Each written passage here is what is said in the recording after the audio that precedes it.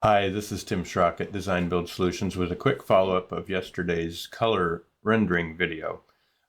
Jonathan Unruh, I hope I'm pronouncing your name correctly, in the comments noted that you could press the color button on the toolbar over here. That's where I've got my color button, or F8 on your keyboard.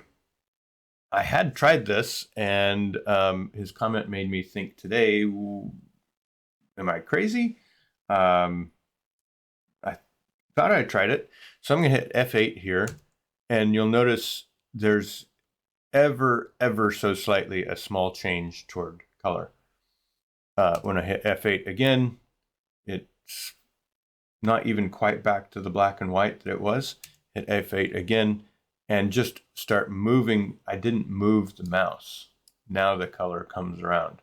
I don't know if that's a setting or a function of my computer, but thanks to Jonathan, that does work. The F8 key or this color icon.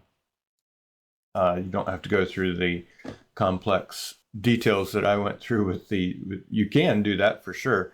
I so if it doesn't work for you, just move the scene around, and the color will pop up.